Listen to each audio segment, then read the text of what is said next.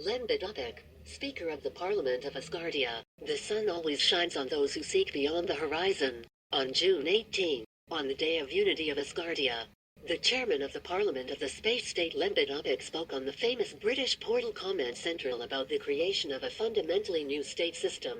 In politics, Lembit Öpik is by no means a novice. A former deputy from the Liberal Democratic Party in the British Parliament, today he heads the Parliament of Asgardia. And he believes that the political system of the first cosmic state may be the most progressive in the world. What a risk, thought the politicians. From 1997 to 2010 I was a member of Parliament in the United Kingdom. The political system of this state has existed for many centuries. It is clear that during this time a lot has changed. For example, at the beginning of the 20th century, a rather radical step was taken. Women were given the right to vote. What a risk, the politicians thought then. Later in the XX century, and then in the 21 women were elected to the posts of prime ministers. The current prime minister is criticized, but this criticism has nothing to do with her gender. This means that evolution is possible even in political systems with centuries-old foundations. However, the conservative approaches of power structures in some countries only affirm and support the fact that earthly people still disappear into the rabbit hole of someone's interests far from the common good.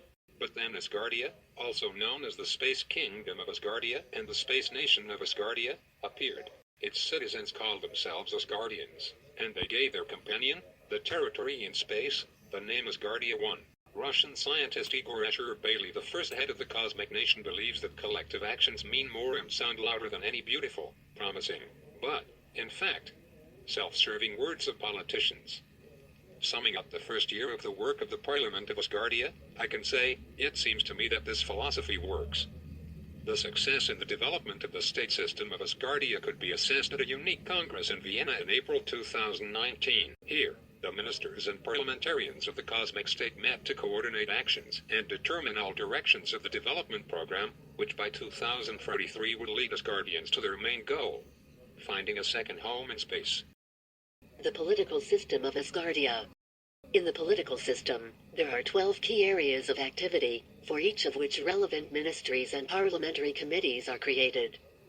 These are science, safety, and security, finance, production, education, resources, trade and business, culture, citizenship, foreign affairs, justice, information, and communications. Asgardia has a head of the nation, and this is an important position, a key role, and not just an honorary title. The government is headed by Prime Minister Ana Mercedes Diaz. Parliament is my area of responsibility, I am its chairman. We also have the Chief Justice, Yun Zhao, who controls the legal system in the state. Participants in the Congress of the Executive and Legislature of Asgardia discussed in detail the plans for the short, medium and long term. It was a lively dialogue of politicians. Delegates presented their programs, talked, thought out loud about the problems that might arise, looking for solutions. In fact, we all have a surprisingly rallying commitment to promote the creation of a large human community in space. Congress has determined a multi-pronged strategy for the development of all 12 areas. It was not so easy. The preparation of programs and presentations required a huge investment of time and intellectual effort, and after that, I understand why no one before us had created a state in this way. Collective interest above all. The force driving us is different from most other political evolutions or revolutions. Often, the motives of those who led the creation or overthrow of a government system were a combination of reaction to a crisis and personal interests. Asgardia was not born by crisis or opportunism. Instead of some individual personal interests, it is fueled by a collective interest. For all of us, this is a great responsibility, which has demanded that we place humanity itself at the center of our entire system and make sure that this state of affairs cannot be violated for any mercenary considerations. Are there any problems? Yes. If I said otherwise, all these words would be just propaganda and not an honest story. At the moment, the primary tasks of Asgardia: 1. To solve some purely technical problems associated with holding digital parliamentary sessions. 2. Understand and determine how best to establish our relationship with earthly nations. 3. To carry out a colossal scientific program so that a person could at least attain relative independence in space and live there without the usual terrestrial biological, social and psychological support. Cynics will say that these are insurmountable difficulties, but by their skepticism, they condemn humanity to eternal dependence on their home planet up to the time until the Earth finally turns into a barbecue and all problems simply disappear by themselves, because the planet itself will cease to exist along with the people inhabiting alternative solutions. The Space Nation fully supports the great work that cosmonauts and astronauts from Russia, Europe, America, and China do in low Earth orbit. But at the same time, in the last year, we managed to promote in society the principle that guides Asgardia. Space does not belong to any earthly country, not one nation. Space is not a space for a section. There can be no winners in cosmic rivalry and war. We must solve all our problems in other ways. We want Asgardia to become a country with a population of 150 million people. We do not have a goal to make the 7.6 billion people living on our planet Asgardians.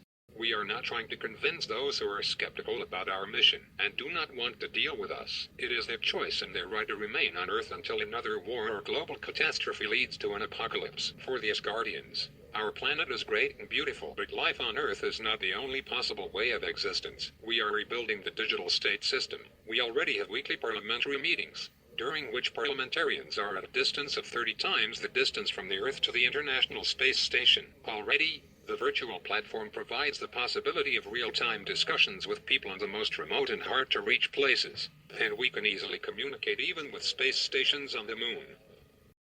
Stairway to Heaven. The effectiveness of our interaction in the digital space could be assessed by the work of Congress. Many delegates had previously seen each other physically, that is, without the aid of communications, either once or not at all, and yet at the Congress, they met like old friends. The chairman of the parliamentary committees and ministers already knew each other rather briefly, although before that the work was carried out only remotely. I came to the conclusion that it's quite realistic to feel that you are part of a nation, to create an active political community only with the help of IT technologies, virtual systems.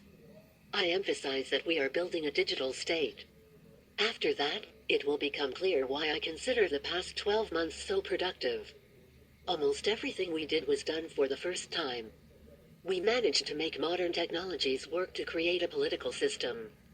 Building a staircase to the sky will take time. But the first steps have already been taken.